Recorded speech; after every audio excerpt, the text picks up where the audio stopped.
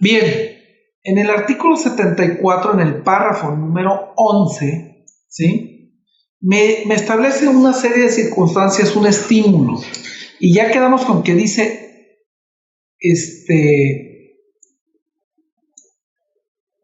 salarios mínimos, que aquí se va a perder un poquito mi lápiz, aunque dice salarios mínimos, la verdad es que son UMAS. No sé por qué, pero siguen teniendo como UMAS. Inclusive siguen poniendo Distrito Federal, que ya no existe. Son cosas donde nuestros diputados de la 4T también le han entrado bonito a no modificar esos pequeños detalles. Entonces me dice que si es persona moral, son 20 UMAS, sin que pase de 200, por lo tanto, yo digo 10 socios, ¿no? Si no, no puedo llegar a las 200. Sí, porque son 20 por socio. Entonces, en este caso, las personas físicas no van a pagar el impuesto sobre la renta hasta por un monto de 40 veces. Es decir, a la persona física le dan un poquito más para que no pague. Entonces, los límites, si los podemos ver así, son 6 millones como máximo para los socios de una sociedad y 1.268.448. Y repaso, si la mitad de esto, si no llega a la mitad, es decir, si nada más tiene 20 UMAS al año, ni siquiera obligaciones tiene, no declara, no esto, no lo otro. Es importante que si es un pequeño agricultor, para tener esta exención, pues quedamos que tenga el 90% de los ingresos. Y esto se complica, porque miren, por ejemplo, yo que crecí en una zona rural en Jalisco, en mi adolescencia más bien, porque en mi infancia pues estuve en una zona urbana, como es Zamora, Michoacán, pero ya en mi adolescencia y juventud estuve muchos años creciendo en una zona rural y entonces ahí, por ejemplo, cuando no hay cosecha, pues se van a ellos a trabajar al puerto, porque siempre hay trabajo en el puerto. Y entonces ahí hay que estar cuidando la limitación, porque si no, esos pequeños ingresos, vamos a ver, cuando tenga el ejemplo práctico, ahí lo comento para no embolarlos en el tema. Pero sí tienen que cumplir con las obligaciones y tienen que dejar rastro de dónde viene el dinero, porque 600,000 pesos, obvio que va a estar arriba de los 5,000 pesos que marca la autoridad a partir de ya, que no nos ha dado las reglas de cómo van a declarar y hasta nosotros, cómo declarar lo que nos prestaron, porque pues eso los desatendía, ¿no? Nosotros sabemos que en el anual los juntas todos y los declaras, pero de manera mensual, como trató de decir el mensaje del SAT, pues hay que esperar las reglas. Entonces, de alguna manera,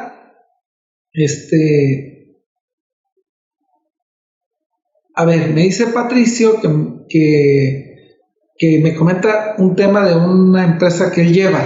Dice que un grupo de personas físicas, empresa familiar, realizan actividad agrícola, que se constituyen como sociedad anónima en la misma actividad agrícola, que acreditan el IEPS y tienen saldo a favor de IEPS.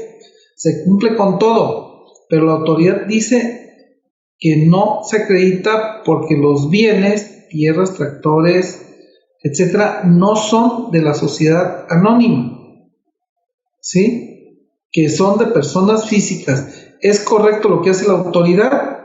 Te lo contesto categóricamente. No.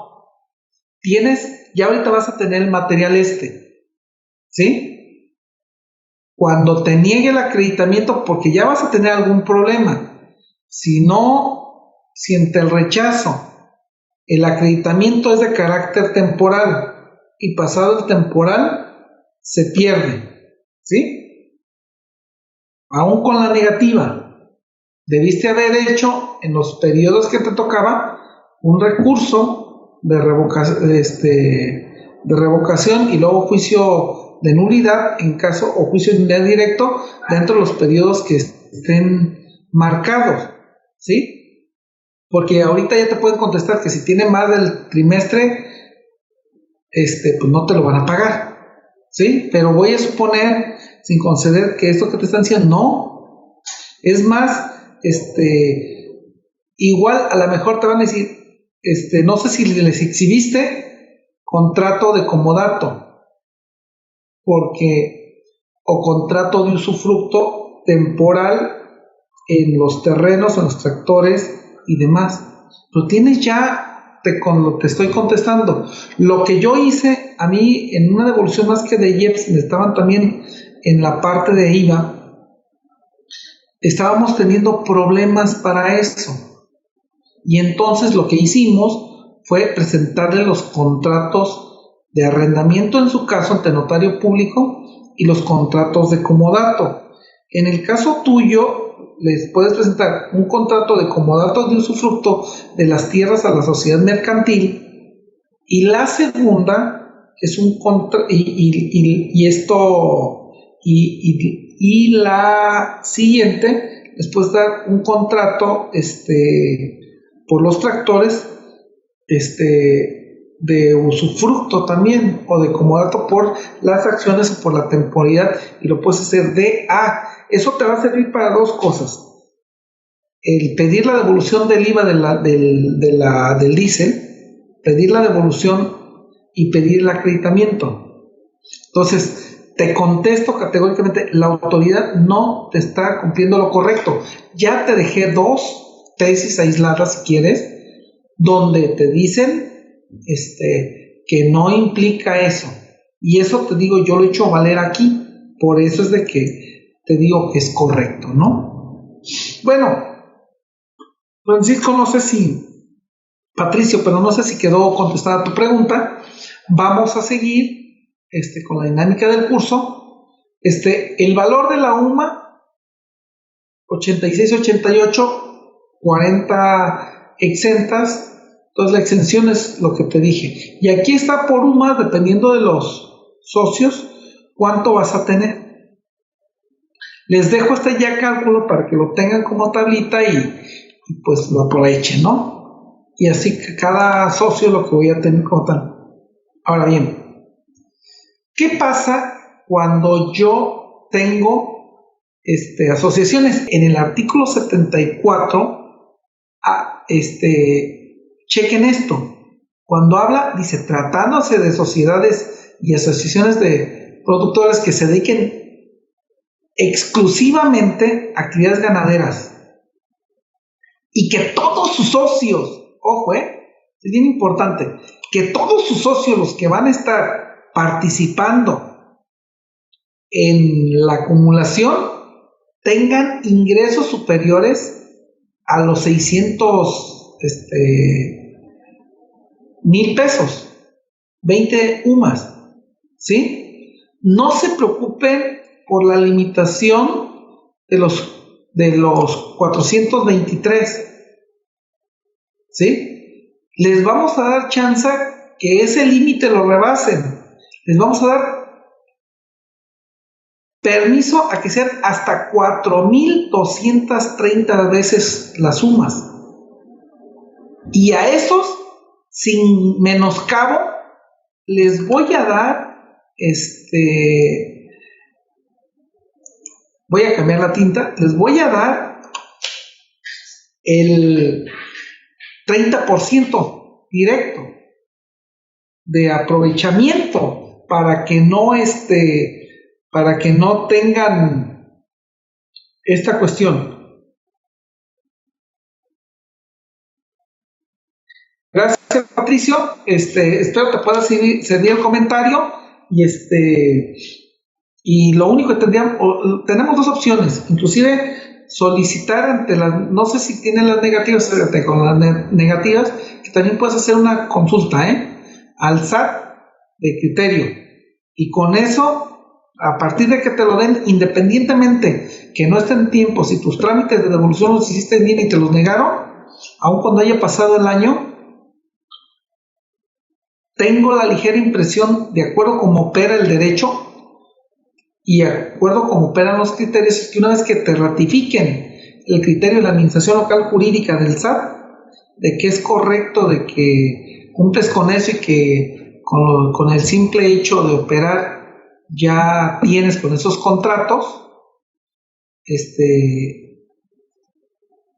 5 años atrás puedes pedir la devolución de lo que no te regresaron, siempre y cuando hayas hecho en tiempo y forma la devolución, ¿no? Bueno, regresando a esto, vamos a ver en la fracción 2, puedo reducir el 30% del impuesto, ¿no? Dicho de otra forma, estas ya son palabras mías. Si usted tiene una sociedad, será de 20 UMAS, ¿sí? Por sus 10 socios. Pero si es un ejido o varios ejidos, no importan los 10 socios. El único requisito es que tengan ingresos superiores a 20 UMAS, ¿sí? Entonces, los núcleos de población que tengan personalidad jurídica conforme al artículo 98 y que estén inscritas en el RAN, como le abreviamos acá, pues también valen, ¿sí? Porque es un núcleo de población con personalidad jurídica. Entonces, estos núcleos de población ya los diferimos arriba a la asociación rural de interés colectivo, a mujeres avecindadas, etcétera. Todos esos, ustedes se meten al artículo 98 de la ley agraria y en ese momento ven quiénes son, y si estás ahí, ya la hiciste. Entonces vean cómo cambia la tarifa, ¿sí? Por ejemplo, pongo varios detalles aquí. Caso 1, tengo 20 socios, tengo 20 UMAS, hasta 4.230 me da 134 millones. Y esta empresa vendió 93 millones. ¿Tiene excedente? No. La reducción, si es persona moral, es del 30, ¿sí? En el caso, si fuera persona física, nada más lo puse como dato, Este dato es nada más informativo para que no se les olvide. Las personas físicas es el 40, pero que estamos hablando única y exclusivamente de la persona moral, ¿sí? En el caso B, tengo 50 socios, tuve 112, es decir, me pasé de los socios y tengo el mismo esquema. Entonces veamos, por ejemplo, el caso E, ¿sí? Que es el mayor, no más tengo 15 socios en cualquiera de estas figuras, tengo mi tope, tengo 149 y únicamente voy a grabar 15 millones y a eso le voy a aplicar el 30% directo. No voy a sacar factor. Ahorita vamos a ver por qué menciono de no voy a sacar factor. Entonces, de alguna manera, es importante que observemos esto. Entonces, regresando al tema mío, 20 UMAS es esta cantidad. Tiene que vender cuando menos esto. Si tiene 10 socios sería esto. Si tiene 423 UMAS sería y si es una asociación de las que dije, pues tiene 134. Entonces vean cómo tengo un estímulo fiscal bien marcado, bien importante en este asunto, ¿no? Ahora bien, ¿qué más sigue? ¿Qué más sigue? A ver, maquinita, no me des tradición, aquí está. Regreso al ejemplo. 35 ejidos, 135 socios, la UMA 86-88, marcado por esto, 20 UMAS por socio, días del año 365, son 85 millones, ¿sí? Los que tendría derecho de exención. 85 millones pasan de los 100, voy a regresar un poquito a la diapositiva, no pasan de los 134, por lo tanto, en la unión de ejidos puedo aplicarla, o en el ejido, como tal, ¿sí? Porque es unión de personas físicas. O sea, lo que sí debemos de quedar claro, esto es que son únicamente personas físicas, ¿sí? Van a decir, Martín, me dijiste primero lo bonito y luego ya me regresa que son puras personas físicas. Sí, lo que se está tratando de proteger es el ingreso per cápita y que todos tengan la oportunidad. Entonces, de alguna manera, tengo 85 millones de exención. ¿Está arriba del tope? No, lo aplico. Vamos a suponer que esta empresa tuvo estos números. También puse un ejemplo real de uno de mis clientes, ¿no? Aquí está. Entonces, chequen esto y ahorita, y espero me pregunten por qué. Nosotros llevando contabilidad agrícola sacamos el costo de producción y luego tengo el de gastos de inversión. ¿Por qué lo hago? Cuando ustedes toman el artículo 36, fracción segunda de ISR, ¿sí?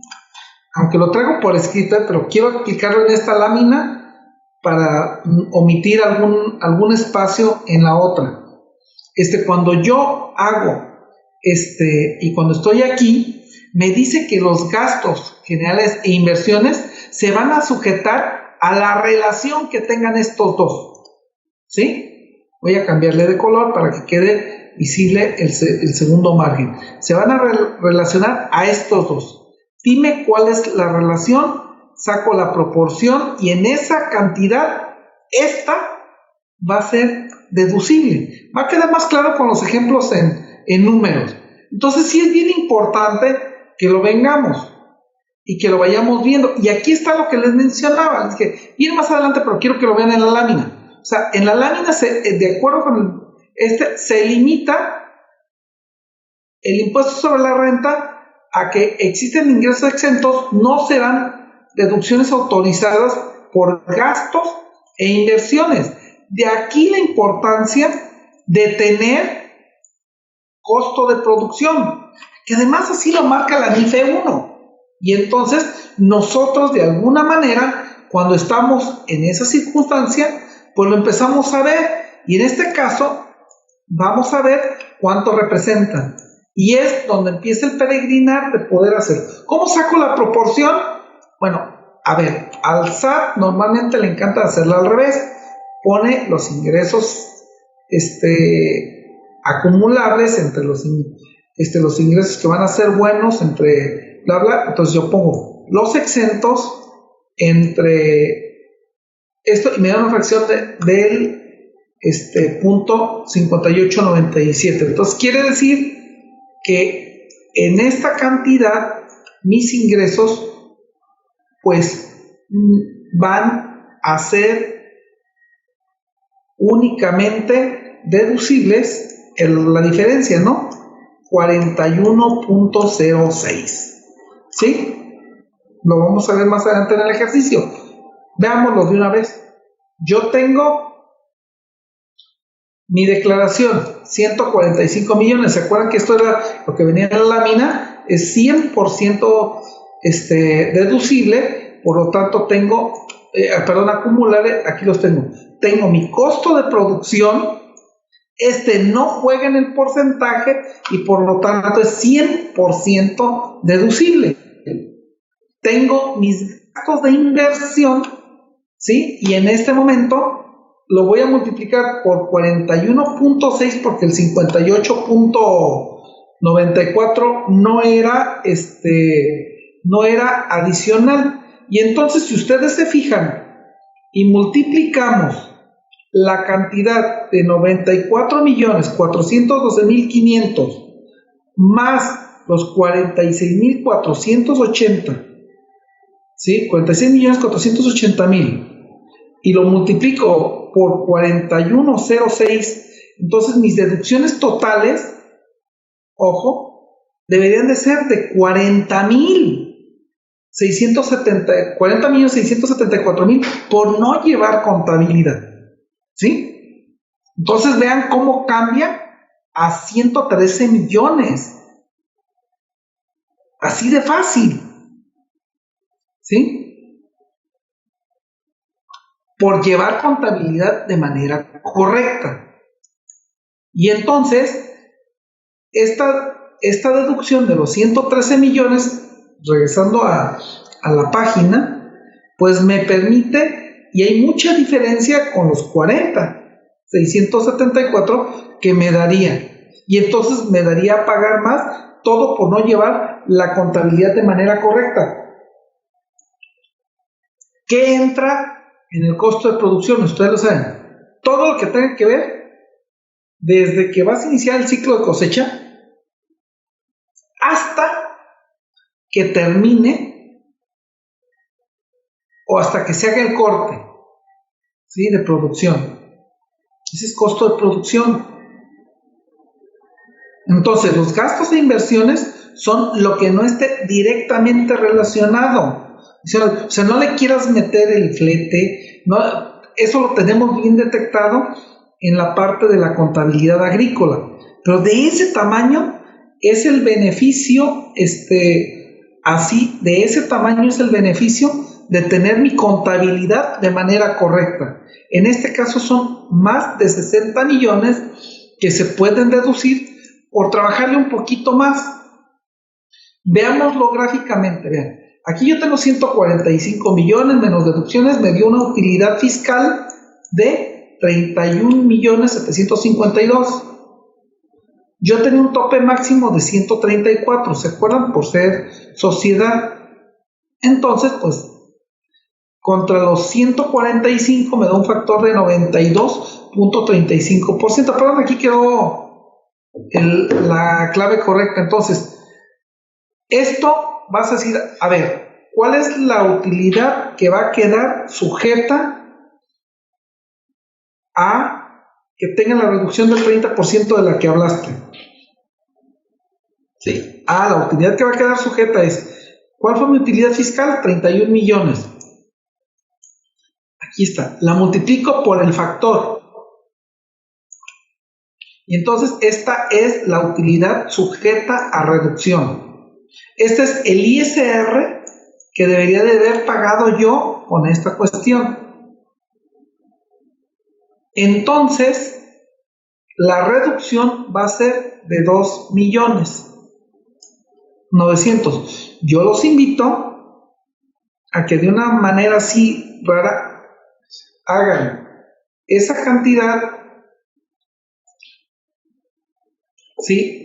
Apeguen la directa. Me van a decir, Martín, de alguna manera te faltan la parte de los exentos. Sí, en este momento voy a explicar por qué no le he quitado los ingresos acumulables de los exentos, porque estoy considerando que fue una utilidad ya neta.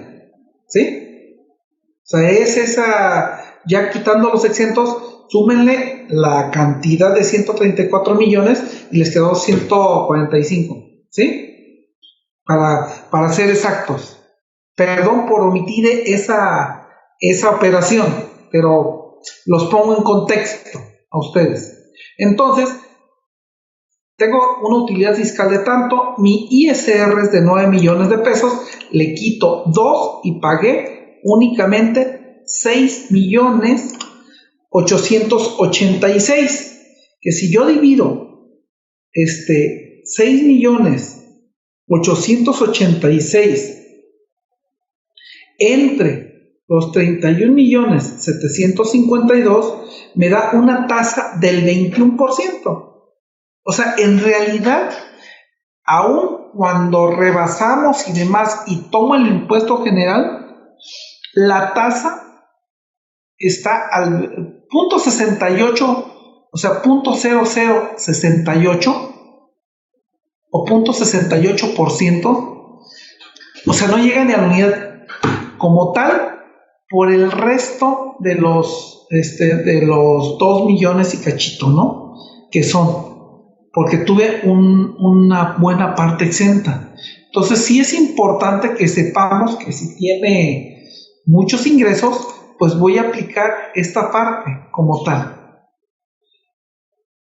Espero que con la explicación quede claro.